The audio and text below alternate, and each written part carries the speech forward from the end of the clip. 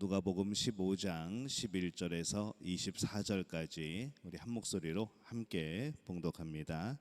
또 이르시되 어떤 사람에게 두 아들이 있는데 그 둘째가 아버지에게 말하되 아버지여 재산 중에서 내게 돌아올 분깃을 내게 주소서 하는지라. 아버지가 그 살림을 각각 나누어 주었더니 그 후 며칠이 안 되어 둘째 아들이 재물을 다 모아가지고 먼 나라에 가 거기서 허랑방탕하여 그 재산을 낭비하더니 다 없앤 후 그 나라에 크게 흉년이 들어 그가 비로소 궁핍한지라.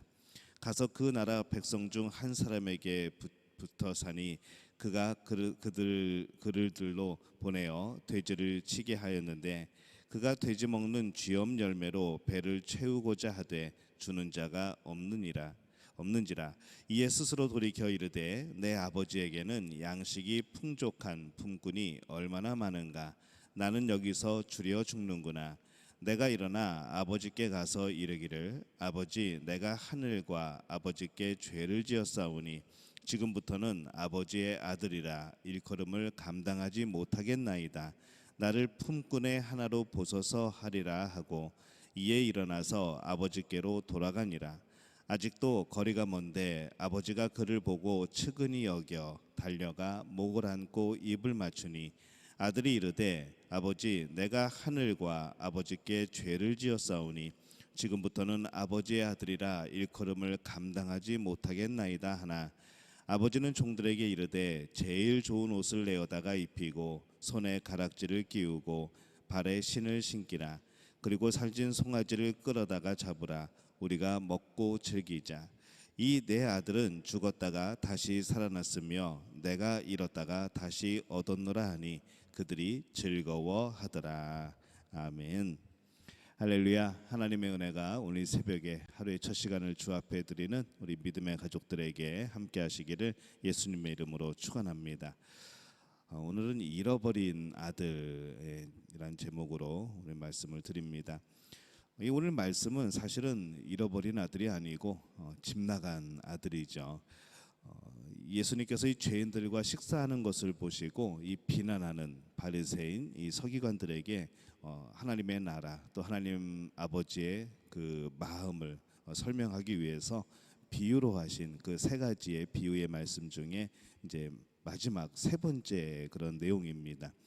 첫 번째는 잃은 양의 비유였죠. 두 번째는 10드라크마의 비유였고, 이 10드라크마의 비유는 이 신부가 이제 신랑이 혼인의 증표로 준 이 동전 10개, 그 중에 한 개를 잃어버렸다가 다시 찾아 기뻐서 잔치를 벌인다는 그런 내용입니다.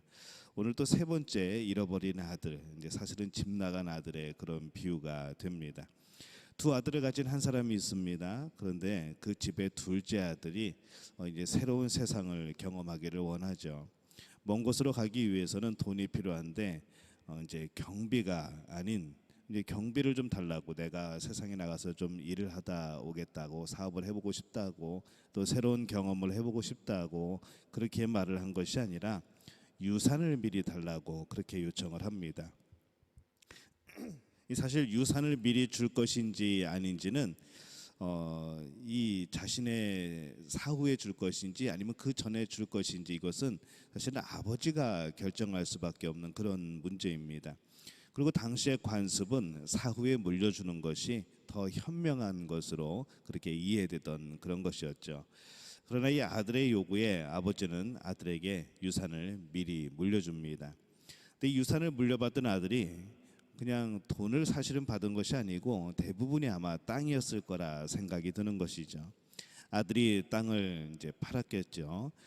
이 당시의 법은 아버지가 유산을 물려주어도 그것에 대한 이 사용권, 이 권리는 아버지가 죽을 때까지 그 아버지에게 있었던 그런 관습으로 보입니다. 그래서 이 둘째 아들의 이 땅을 물려받았지만은 이제 그 땅을 또 이제 팔았겠죠.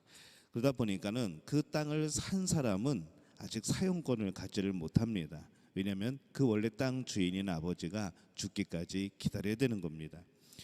내 땅에 농사를 짓던 아버지가 이제 남의 땅에 이제 이미 팔아버린 남의 땅에 농사를 짓게 되는 것이죠. 그 아버지의 심정이 얼마나 이제 안타까웠을까라는 그런 생각을 해봅니다.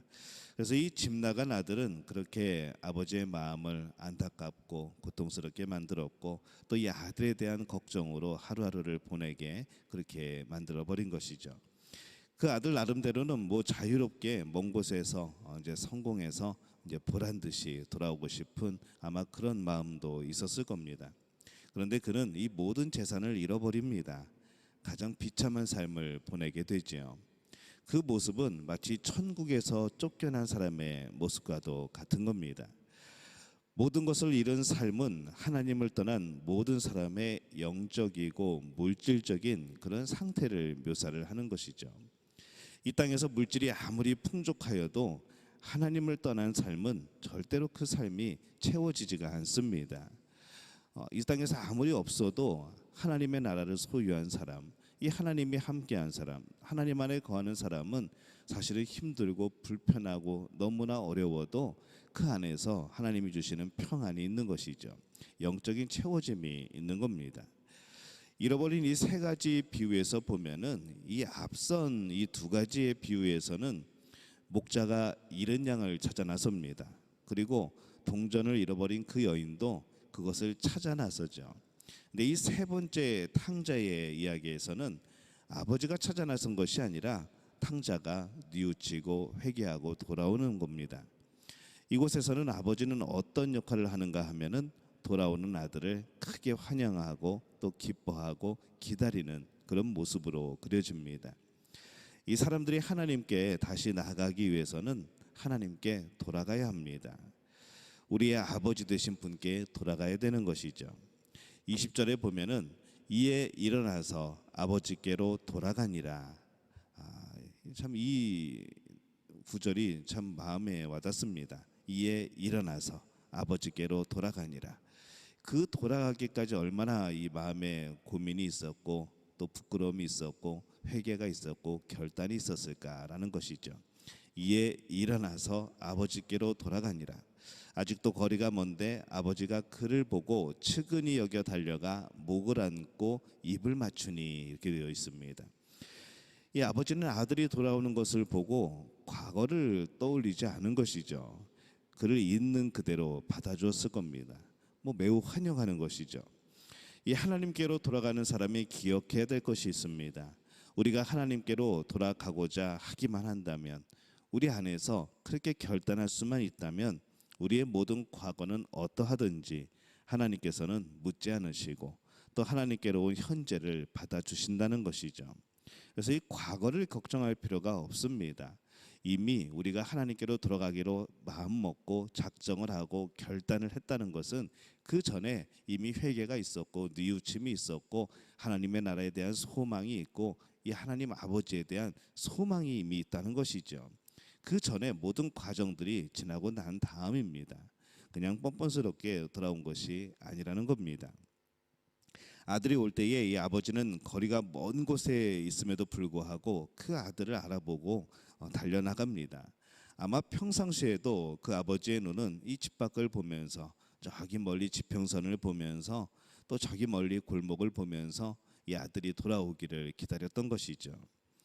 아들이 집에 돌아오기 전 수없이 연습하고 연습했던 말 18절에서 19절에 보면은 아버지 내가 하늘과 아버지께 죄를 지었사오니 지금부터는 아버지의 아들이라 일컬음을 감당하지 못하겠나이다. 나를 품꾼의 하나로 보소서라고 그렇게 말씀을 합니다.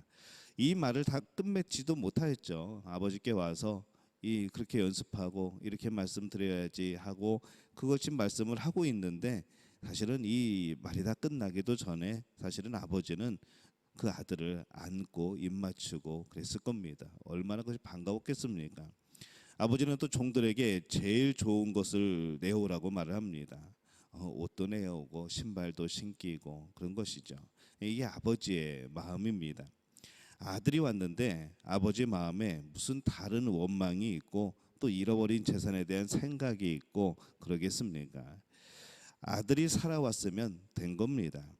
예수님은 이 비유를 통해서 이 자신이 아버지의 마음으로 죄인들을 받아주고 계시다라는 것을 말씀하고 계신 것이죠. 이 아들이 집을 나갈 때에 아버지의 것을 가지고 나갑니다. 저는 우리들이 이 집 나간 아들이라고 생각한다고 한다면은 이미 우리가 가지고 있던 것은 내가 얻어낸 것이 아니고 하나님이 주신 하나님의 은혜라는 것이죠. 하나님이 주신 것을 가지고 내가 그 은혜를 누리고 살아가면서 어느덧 자꾸 우리는 원래 그것이 내 것이었다고 그렇게 생각을 하는 겁니다. 당연히 내 분깃이라고 생각을 하는 것이죠. 내 분깃은 하나님의 나라, 천국, 그것이 우리의 분깃입니다. 하나님의 나라에서 주시는 그 상급이 분깃인 것이죠. 이 땅에 있는 것은 하나님의 것을 잠시 맡아 살아가는 그런 청지기의 모습으로 우리는 살아가는 겁니다. 그것을 내 것이라고, 왜 그것이 나에게 주어지지 않느냐고, 나중에 천국에서 받을 상급을 이 땅에서 미리 달라고, 우리가 그렇게 한다고 한다면은 결국 정말로 이 세상이 끝나게 될 때에 그 모든 것들이 무슨 의미가 되겠습니까? 그래서 우리가 이 하나님이 주신 것에 대해서 우리가 항상 맡은 자로서 살아가는 그런 마음이 필요한 것이고, 늘 우리를 향하여서 기다리고 계시고 우리를 향하여서 그 마음을 열고 계시는 이 하나님의 마음, 이 아버지의 마음을 늘 우리가 생각하며 그렇게 살아갈 필요가 있는 것이죠. 이 땅에서 우리가 살아갈 때에 하나님께서 필요한 것 허락해 주십니다. 때로는 우리에게 맡겨주실 때도 있고 그것이 많기도 하고 어쩔 때는 부족한 듯 느껴질 때도 있습니다. 그러나 중요한 것은 우리가 그렇게 많게 때로는 부족한 듯하게 살아가는 그 모든 삶도 하나님 안에서의 삶이라고 한다면은 그것은 보장된 삶이라는 겁니다. 우리도 이 잃은 자에 대해서 이 예수님이 가지고 계셨던 이 마음을 함께 가질 필요가 또 있는 것이죠. 그래서 그 누군가 하나님을 아는 자리로 들어올 때에 우리는 기뻐해야 합니다. 이 하나님 앞으로 돌아온다는 것, 수많은 고민이 있었고 수많은 결단이 있었고 수많은 여러분들의 수고와 또 그런 정성이 있었고 기도가 있었을 겁니다. 그래서 정말 그가 이 하나님 나라 우리가 그것을 경험할 수 있는 우리가 교회로 들어왔을 때 예수님 품 안으로 들어올 때 그것은 우리에게 너무나도 큰 기쁨이 되어지는 것이죠. 사실 제일 기뻐하시는 분은 하나님이십니다. 탕자가 돌아왔을 때 이 탕자 아버지가 심히 기뻐합니다. 다른 사람들은 그 마음을 이해하지 못할 겁니다. 이미 그들에게는 그냥 비난의 대상, 그냥 저런 나쁜 아들이 있는가라는 그런 생각이 있었을 겁니다. 오직 아버지이기 때문에 그런 마음을 갖게 되는 것이죠.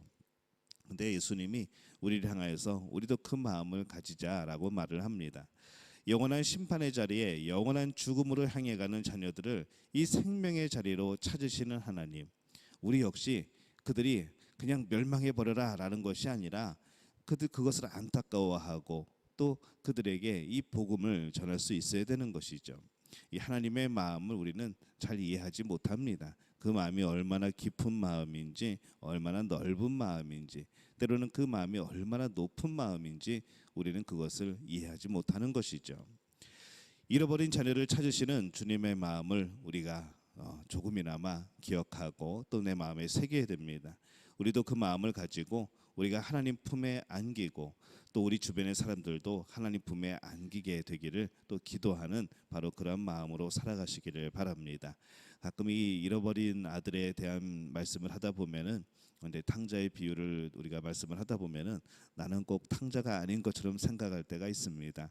그냥 바로 우리가 잃어버린 아들, 집 나간 아들의 모습인 것이죠. 항상 우리는 그런 모습입니다.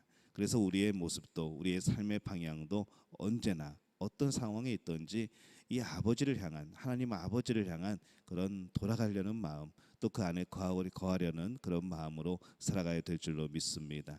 오늘 우리의 삶이 다시 한번 하나님 안에서 주시는 놀라운 은혜와 그 사랑과 그 선물들을 받아 누리는 그런 복된 믿음의 가족들이 되어지시기를 예수님의 이름으로 축원합니다.